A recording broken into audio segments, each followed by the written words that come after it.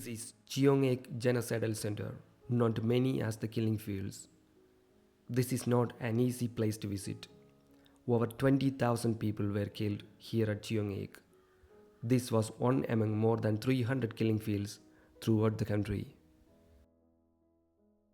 The stupa you see now stands as the symbol of the lives lost and the brutality they inflicted upon the people of Cambodia.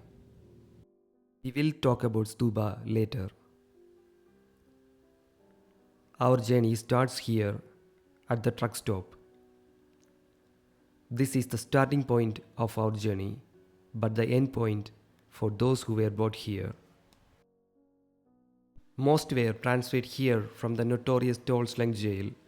Many knew this was their last journey, but relief for some, as their suffering will end. In 1978, trucks began coming here every day, with as many as 300.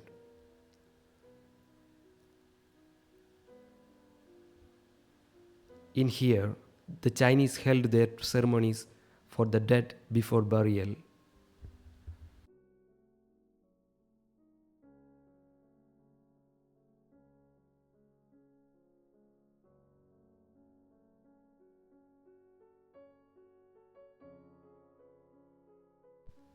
Here was the building where DDT was stored in powder form. Sometimes victims were not actually dead when they were thrown into the pits. DDT spread on the body, finished the job.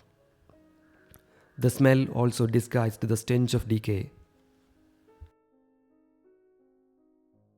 This is the grave where 450 victims were murdered.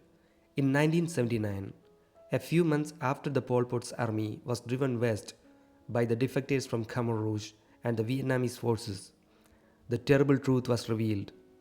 129 mass graves spread over 2.4 hectares. They almost held 20,000 victims, killed as quickly and as efficiently as possible, and pushed into the pit as if life had no meaning. Today, the largest of the mass graves have been marked and covered with a protective roof like this one. The trees and bird songs make you feel like this is a peaceful place, but as you walk down, you will see the terrible truth in the fragments of bones and clothes at your feet.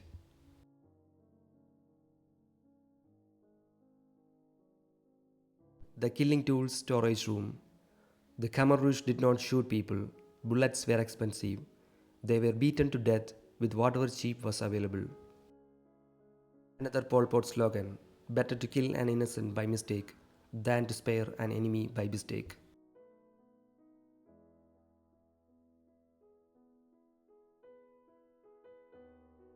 This path heads away from the excavated graves. Bordering one end are rice fields. It runs along the top of a dike built to protect Choeung from flooding during the rainy season. On either side of the dike are over 40 graves that are still undisturbed. Some are underwater. Some of the people buried here, like the 166 discovered in this grave, were actual Khmer Rouge soldiers with uniform and IDs. They came from Vietnam border. Pol Pot had been secretive and paranoid from the start. By 1978, his pure new society was disintegrating from impossible expectations and mismanagement. The Angkar began to see enemies everywhere. A few words of accusation from a fellow worker could lead to imprisonment and death. The soldiers who lay here had been decapitated, perhaps as an example to their comrades.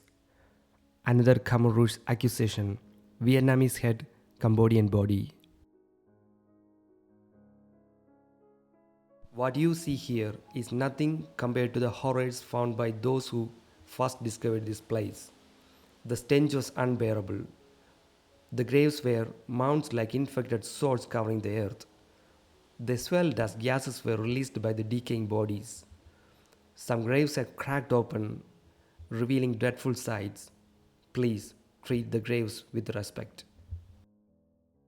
The threat to Pol Pot's pure new society included educated people, teachers, doctors, lawyers, anyone who spoke a foreign language, or had soft hands, or wore glasses.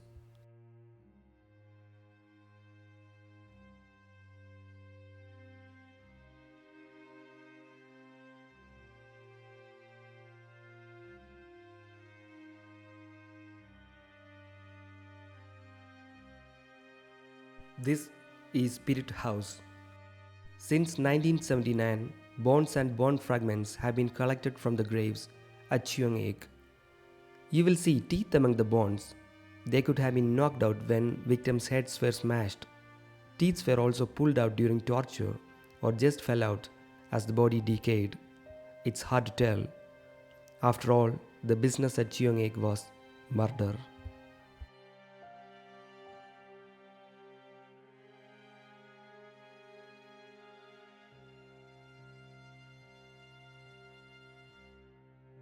This tree looks very much like a Bodhi tree, the type of tree that Buddha sat under when he attained enlightenment. But no miracles happened here. The magic was sound. Loudspeakers hung in branches broadcast revolutionary songs throughout Choeung. At night, it is said, they gave outsiders the impression of a Khmer Rouge meeting. In fact, the music was to drown out the screams of people being murdered. It is hard to imagine what the prisoners waiting in detention must have thought when they first heard the sound.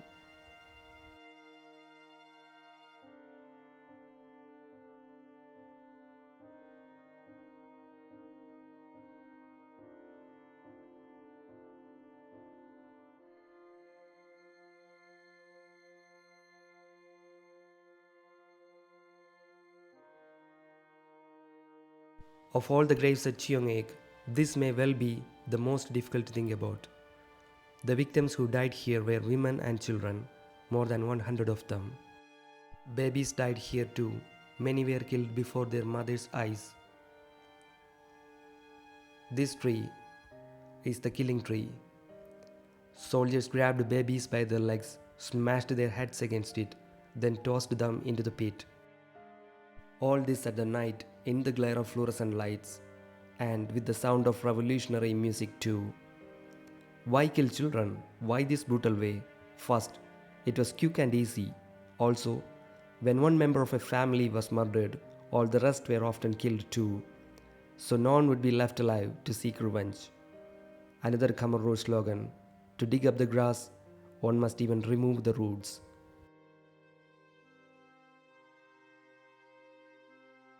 Most of the women who were pushed into this pit had been stripped of their clothes. It is said that some of the buried women had been raped as well. The people who discovered this place found blood, brain, and fragments of bone on the bark of the tree. They did not understand why until the grave was opened. Even the seasoned people who come here to this place cannot explain this without tears in their eyes. This place will move anyone to tears.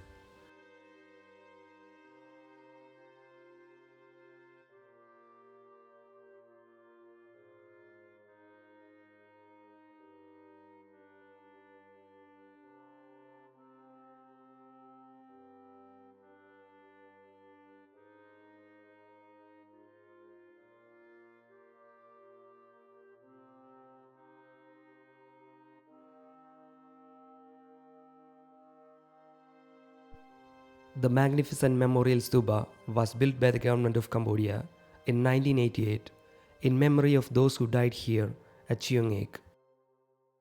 Over 300 killing fields have been discovered in Cambodia, places with mass graves containing 10 to 1,000 people. Many had been established as official monuments and marked by a memorial structure.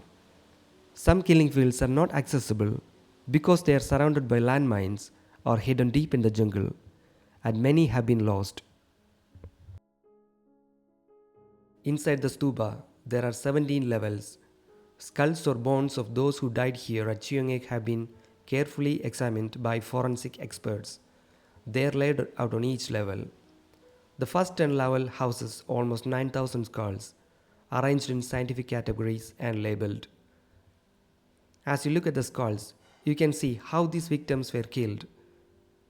A huge crack where a machete struck, for example, or a hole from a hammer. The upper levels are used for other major bones such as the leg or arm bones and jaw bones. Ribs and hip bones and smaller bones were left in the earth. There was no room to display them all. In 1979, When Pol Pot was finally overthrown, he fled with what was left of the Khmer Rouge to the Thai border. Vietnam had established new Cambodian government, and because of that, many countries refused to recognize Cambodia. Meanwhile, the Khmer Rouge regrouped in the jungle. Incredibly, they were still recognized as Cambodia's leaders by most first world countries: the United Kingdom, the United States, Australia, France, and Germany. And by their Chinese allies too. Yes, the Khmer Rouge were given a seat in the UN. They sent representatives to New York City.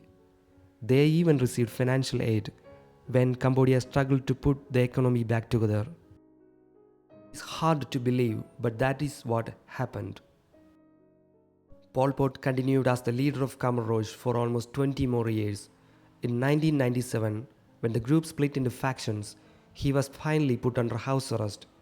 He died less than a year later, maybe poisoned by those who had once obeyed every whim of him. But his life had been good. He had married a second wife, enjoyed his grandchildren. It is said that he listened to Voice of America every day on radio.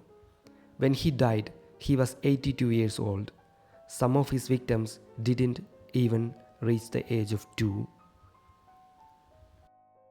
Even nature is shocked to silence by witnessing the unimaginable pain humans inflicted upon his fellow human beings.